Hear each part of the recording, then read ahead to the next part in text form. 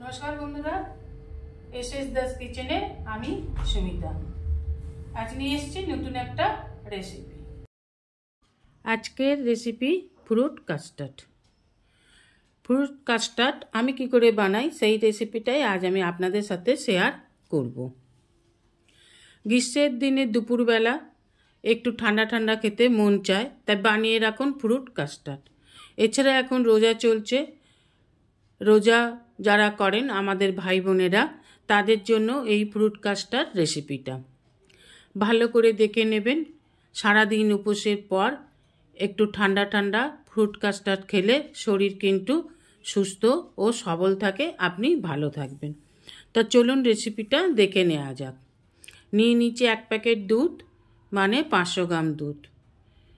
আমি এখানে 500 গ্রাম নিয়েছি, আমার পরিমাণ মতন আপনারা আপনাদের পরিমাণ মতনই দুধটা নিয়ে নেবেন।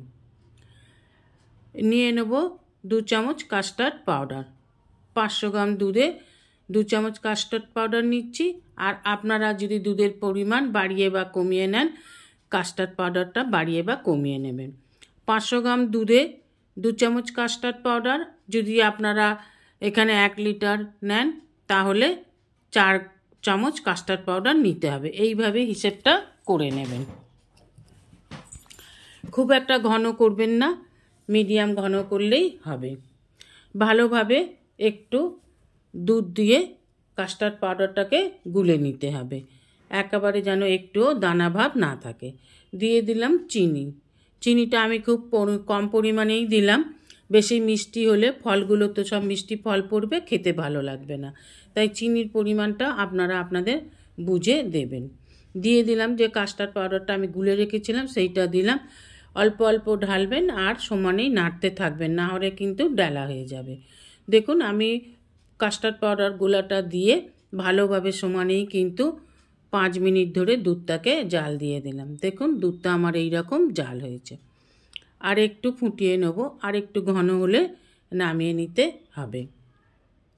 খুব একটা বেশি ঘন করার দরকার নেই, এটা বসে গেলে এমনি একটু ঘন হয়ে যাবে।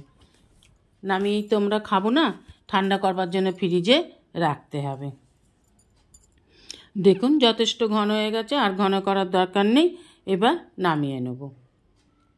এখানে বলে রাখি যেসব বন্ধুরা আমার চ্যানেলটিকে সাবস্ক্রাইব করে আমার পরিবারের সদস্য হয়েছেন তাদের অসংখ্য অসংখ্য ধন্যবাদ। যারা আমার চ্যানেলটিকে সাবস্ক্রাইব করে এখনও আমার পরিবারের সদস্য হননি তাদের কাছে অনুরোধ রইল আমার চ্যানেলটিকে সাবস্ক্রাইব করে আমার পরিবারের সদস্য হবার জন্য। দেখুন যখন ফুটে এই রকম ঘন হয়ে আসবে তখন নামিয়ে নিতে হবে।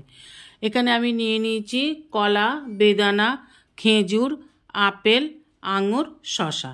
আপনারা ইচ্ছা করলে আরও অন্যরকম ফলও নিতে পারেন। আমার কাছে যে ফলগুলো ছিল সেইগুলোই আমি একটা একটা করে কেটে ছোট ছোট টুকরো করে নিয়েছি। আপেল নিয়েছি একটা, কলা নিয়েছি একটা, শসা নিয়েছি একটা, বেদানা নিয়েছি একটা, খেজুর 4-5টা, আঙুর 10-12টা, এইভাবে ছোট ছোট করে কেটে টুকরো করে নিয়েছি। এবার মিশ্রণটাকে একটা কাঁচের বোলে নামিয়ে নিয়েছি। দিয়ে দেবো একে একে কেটে রাখা ফলগুলোকে। দিয়ে দিলাম শসা কুচি, আপেল কুচি, বেদানাটা পরে দেবো সুন্দরভাবে সাজানোর জন্য। দিয়ে দিলাম কলা, আঙুর, খেজুর। এবার সমস্ত ফলগুলো দিয়ে খুব ভালোভাবে মিশিয়ে নিন। এইভাবে নেড়ে নেড়ে সমস্ত ফল দিয়ে ভালোভাবে মিশিয়ে নিতে হবে। এবার এটাকে ফ্রিজে 3-4 ঘন্টার জন্য, 2-3 ঘন্টার জন্য যতটা ঠান্ডা আপনারা খেতে পারবেন সেই বুঝে ফ্রিজে এটাকে ভরে রাখুন। যখন ঠান্ডা হয়ে যাবে তখন বার করে নিয়ে সুন্দর করে সাজিয়ে পরিবেশন করুন। ওপর থেকে ছড়িয়ে দেব বেদানার দানাগুলোকে। সুন্দর করে সাজিয়ে নিয়ে দেখতে ভালো লাগবে। দেখতে এমনিতে ডেজার্ট খুব সুন্দর হয়, দেখলেই খেতে ইচ্ছা করে। এইভাবে সাজিয়ে ফ্রিজে দিয়ে দিন, ঠান্ডা হয়ে গেলে বার করে সুন্দর করে সাজিয়ে পরিবেশন করুন।